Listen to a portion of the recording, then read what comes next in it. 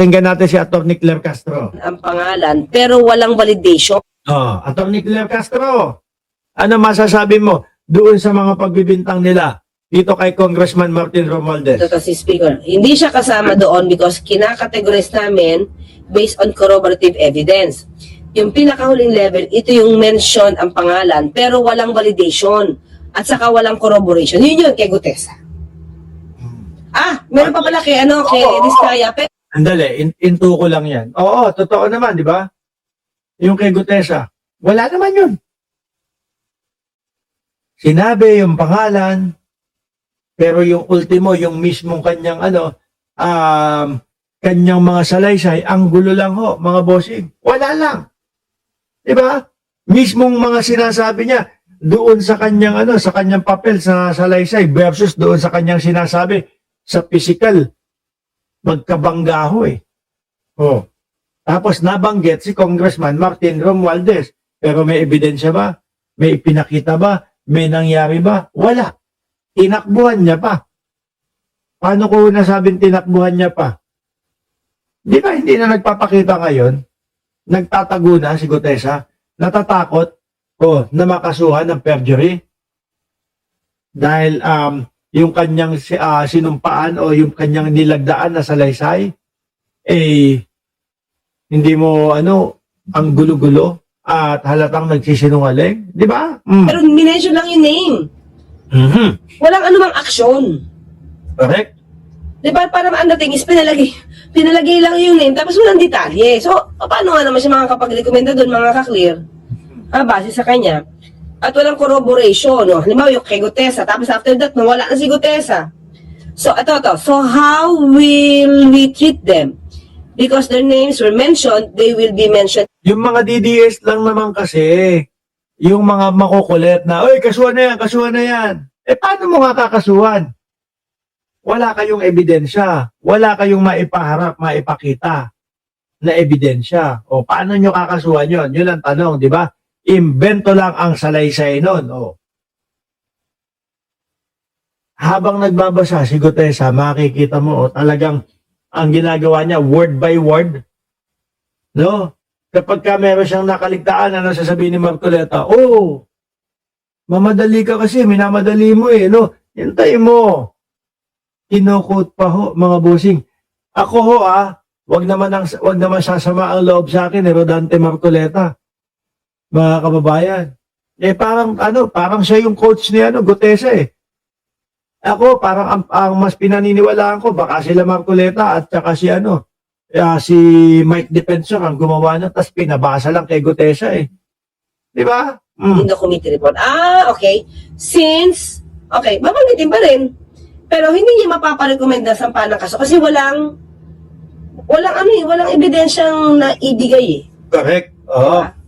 Pero ang recommendation is further fact-finding inquiry. Kung because of mere committee report na nag-participate naman din sila, aayaw na sila at tatanggalin na lang ang Senate President, I will take responsibility somehow. Okay? So, yung mga clear. So, in other words, kaya wala yung pangalan doon sa mga recommendation sampahan because iba yung category niya. Babanggitin pa rin yung pangalan because nabanggit yung pangalan during the hearing. Pero lumalabas kasi dito, iba yung level ni Speaker Martin dahil walang validation at saka walang corroboration. Paano yan? Mga boss, no? Wala talaga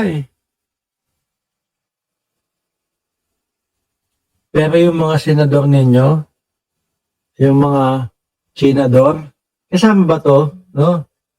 Sila Joel Villanueva, mas mukhang yun ang talagang madidiin at makukulong. No? Sabi dito sa balita na ito, kahit paulit-ulit at pagtatanggol ni Rodante Marcoleta dito kay Boss Joey, kay Boss Jinggoy, mukhang malabo po na makawala No? Mukhang malabo ho na talagang masalba Bakit to? Sabi dito, hindi na talaga safe. No? Mapaharap, mapalikod, wala na, hindi na safe. Bakit daw?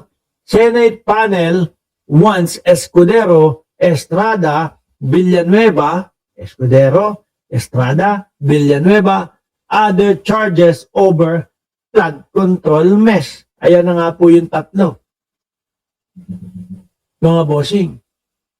No? The Senate Blue Ribbon Committee ang nangunguna po dyan. Si Senador Panfilo Lacson ho, mga kababayan, has found sufficient evidence, no, to file plunder, malversation of public funds and other criminal charges against Senator Francis Escudero. Kahit yata anong pananahimik ni Senator Francis Chis Escudero ay talagang masasama at masasama yung pangalan niya, no? Sabi ni Transformer, ay nako, bitayin na sana yang tatlo na yan. Chis Escudero, Jingo Estrada, at Jewel Villanueva, along with dozens other in connection with the multi-billion pesos flood control scandal. Masakit to, mabigat ito, mga bossing. Basahin natin. In a draft initial report obtained by Politico Tuesday night, the Senate panel also recommend criminal charges against Ramon Bong Revilla Jr., which is nasa loob na ho, mga bossing. Resigned ako, Bicol Party List, Saldico, ng Caloocan City. Tama ba? Ako, Bicol Party List, Saldico. Former Caloocan City Representative Mitch Kahayon, at Educational Undersecretary Trigib Olaybar and businessman Maynard Ngu. Hindi man po natupad yung sinabi na bago magpasko. Pero tingin ko, huli man ay naiahabol din ho, mga kababayan. Diba? Huli man ay naiahabol din po, mga boss chief, sir.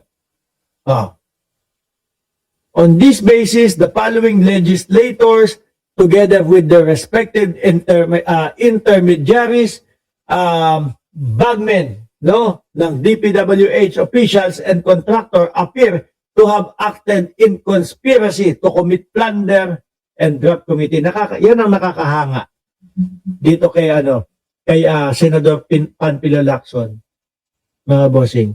Kahit na kapwa niya senador, kahit na mga kasamahan niya sa Senado, walang sinisino. No? Wala hong sinisino. Kung si Rodante Marcoleta pa din, no, malamang ang ano niyan, ano tawag diyan? Ang pinaka nangunguna diyan sa Senate Blue Ribbon Committee. Naku po.